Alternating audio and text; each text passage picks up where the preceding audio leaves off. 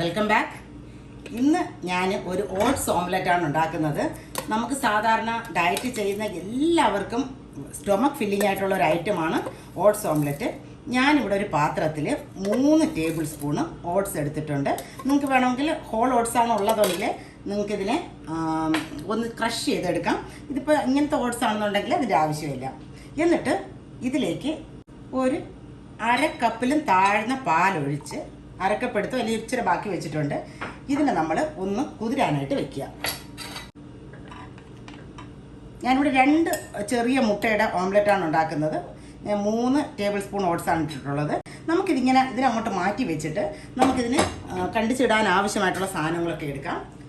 ഞാനിവിടെ ഒരു medium size സവാള എടുത്തിട്ടുണ്ട്. ഒരു ടൊമാറ്റോ, അതും പീൽ ചെയ്ത് വെച്ചിട്ടുണ്ട്.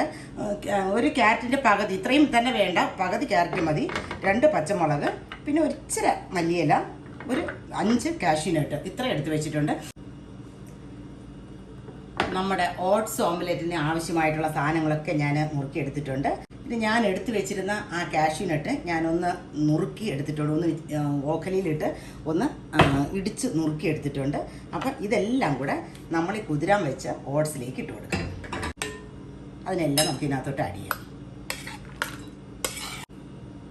ഇനി ഇതിൽ ആവശ്യമായ ഉപ്പ് ആഡ് ചെയ്ത് കൊടുക്കാം. പിന്നെ ഒരു പിഞ്ച് മഞ്ഞൾപ്പൊടി, ഒരു ഇച്ചിരി മതി കേട്ടോ. വേണമെങ്കിൽ കൈ കൊണ്ട് ഒരു പിഞ്ചായിട്ട് എടുത്തിട്ടാൽ മതി.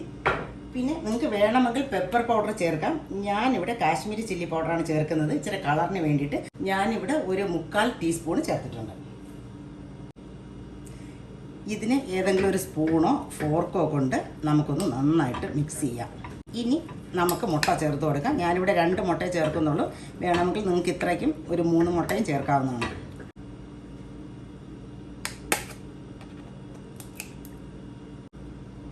ഇനി ഇതിനെ നല്ലവണ്ണം ഒന്ന് അടിച്ച് മിക്സാക്കി എടുക്കുക.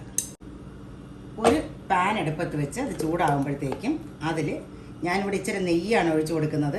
നിങ്ങൾക്ക് ഇച്ചിരി ബട്ടറോ സാധാരണ ഏതെങ്കിലും കുക്കിംഗ് ഓയിലോ ഒഴിക്കാം. എന്നിട്ട് ഇതിനെല്ലായിടം ഒന്ന് സ്പ്രെഡ് ചെയ്തിട്ട് നമ്മൾ ഉണ്ടാക്കി വെച്ചേക്കുന്ന ഈ കൂട്ട് ഇതിനകത്തേക്ക് ഒഴിച്ചു കൊടുക്കാം. എന്നിട്ട് ഒരു സ്പൂണ് കൊണ്ട് ഇതിനെ ഒന്ന് എല്ലായിടം ഒന്ന് സ്പ്രെഡ് ചെയ്ത് വെക്കുക. ഒരു റൗണ്ട് ഷേപ്പൊക്കെ ആക്കി വെക്കുക. എന്നിട്ട് ഇതിന് തീ വളരെ കുറച്ച് വെച്ചിട്ട് നമുക്ക് അടച്ച് വെച്ച് കഴിക്കാം. ഒരു 3-4 മിനിറ്റ് നമുക്കിത് അടച്ച് വയ്ക്കാം. നമുക്ക് ഇതിൻ്റെ ഒരു സൈഡ് ആയിട്ടുണ്ട്. അന്നേരം നമ്മൾ സാധാരണ മുട്ട ഓംലെറ്റ് മറിച്ചിടുന്നത് പോലെ മറിച്ചിട്ടാൽ നമ്മൾ ഓട്സൊക്കെ ചേർത്തേക്കുന്ന കാരണം ഇത് പൊട്ടിപ്പോകാനുള്ള സാധ്യത വളരെ കൂടുതലാണ്. അതുകൊണ്ട് ഒന്ന് സൈഡ് ഒന്നിങ്ങനെ ഇളക്കി കൊടുത്തിട്ട് നമ്മളൊരു പ്ലേറ്റ് വെച്ച് തന്നെ ഇത് മറിച്ച് ഇടണം.